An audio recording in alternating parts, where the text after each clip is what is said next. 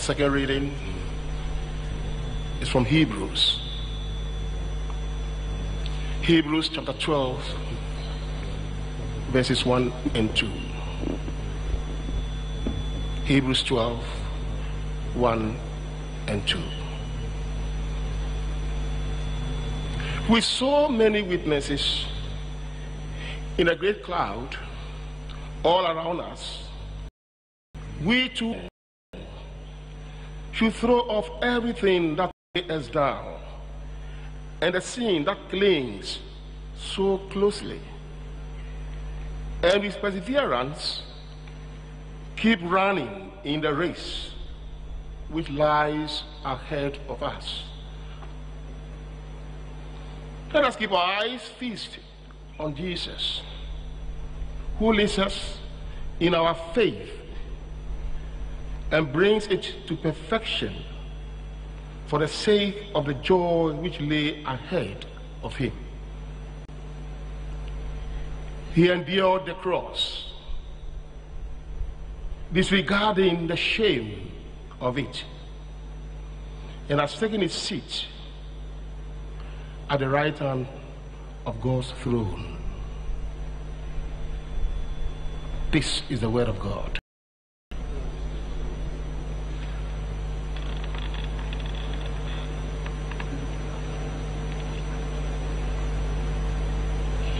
The world-renowned soprano and human rights activist Barbara Hendricks has defended the cause for refugees with the United Nations High Commission for Refugees, UNHCR.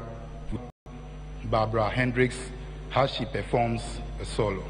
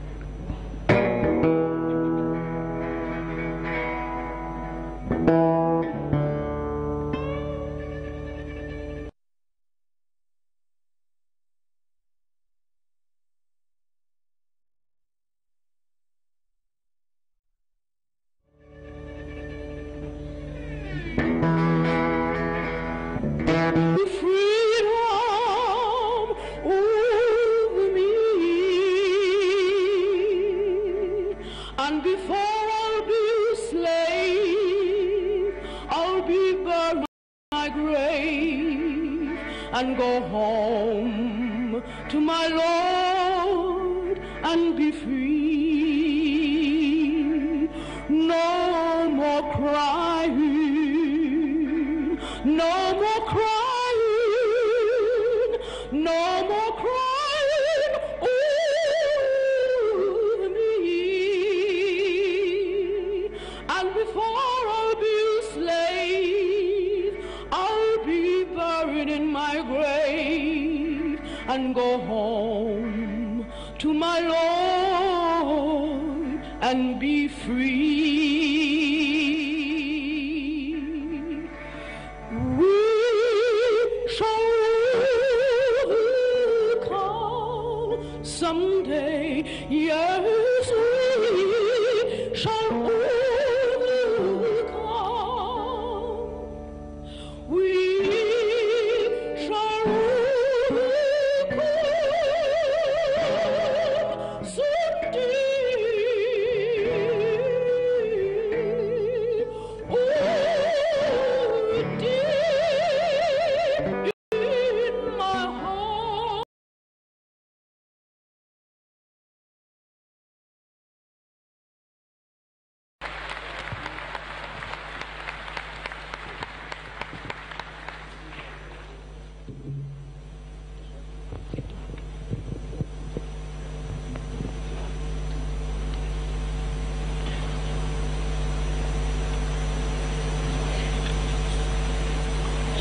Your Excellency, to be read.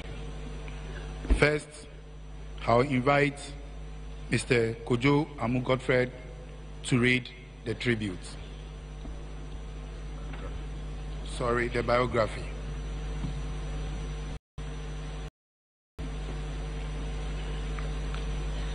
Biography of Kofi Annan.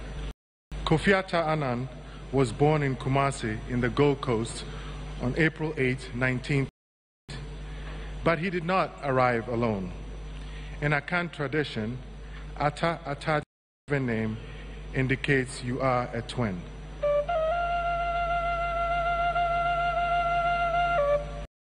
His twin sister was Efuata.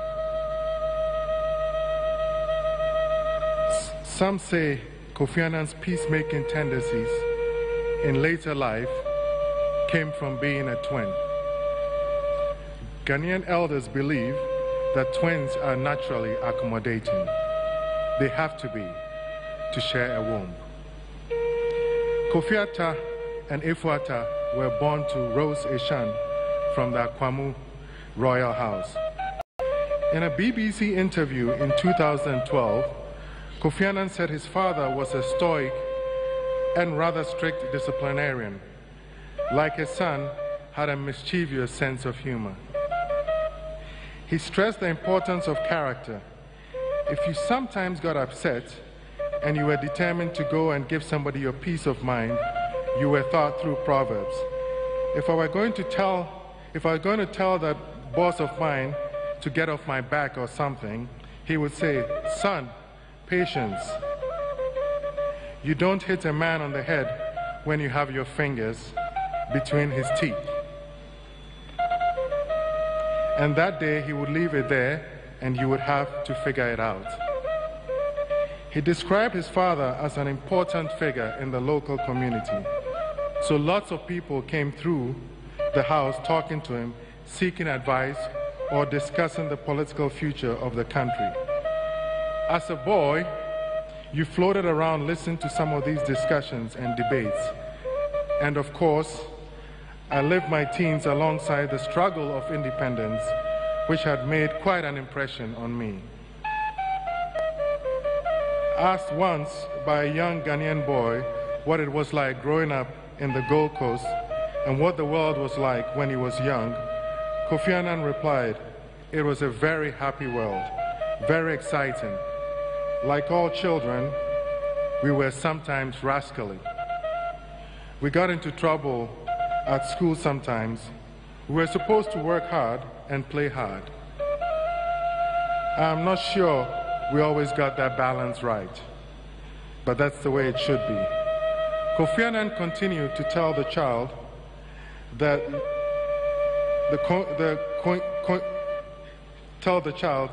coincided with the fight for independence and the debates about freedom from British colonial rule. So at school, we sometimes mimicked the older ones were doing, he said, discussing politics and behaving as if we were engaged in the political struggle. In a way, we were. But from a distance, we were only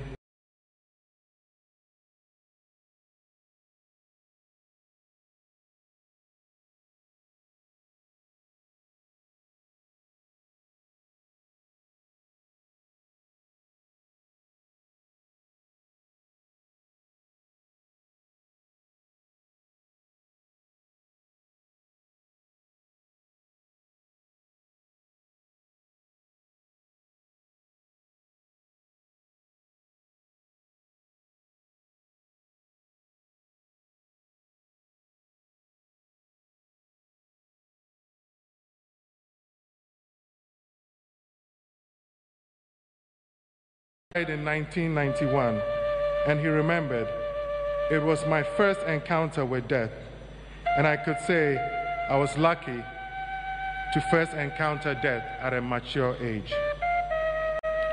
Kofi Atta said he had a presentiment that his twin was ill and traveled back home to Ghana to see her, but she never came out of hospital. She died. It was a painful experience for me. High school rebel with a cause. Like many Ghanaians of his era, Kofi Annan was dispatched to boarding school at Mfantsipim, the institution on the Kwaboche Hill of Cape Coast, which he said was everything you could imagine about a school modeled on the British educational system, including caning. By all accounts, he enjoyed his time at Mfantsipim, even though he got into trouble at school and received lashes for challenging authority. Kofi Annan told BBC's Outlook program that he led a hunger strike because the quality of food was not good. And we complained and nothing was being done, and the headmaster was not amused. He called me in and said, "Why didn't you come and discuss it?" The boy, known for baptizing his schoolmates, including girl students, completing sixth form at Mfantsipim with sometimes outrageous nicknames, said laughingly that after the strike, the food improved, which always taught a young boy the value of positive action, as we used to call it in those days.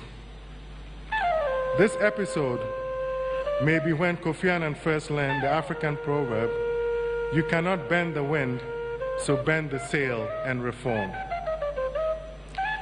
From Mfantsipim, he entered the University of Science and Technology in Kumasi. He ended up in the United States when he won a Ford scholarship to study at Macalester College in Minnesota, where he moved in 1959. Graduating in the class of 1961 with an economics degree, we were not merely greeted with tolerance, we were welcomed with warmth, he said of his time at Macalester, where he set a college track record in the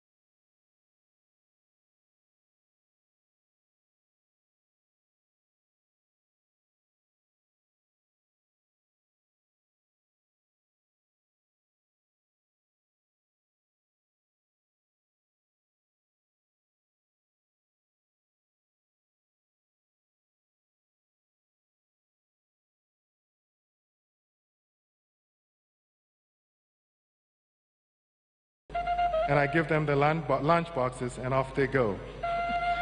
Kofi Annan noted ruefully that she looks at me and says, "I thought you were supposed to be the big manager," and they all burst out laughing. He said that taught him a lesson or two, but I came out of that experience with a woman, Mans and Esi Kwenu, and a brother, Kobina Annan, and a nation that mourns his loss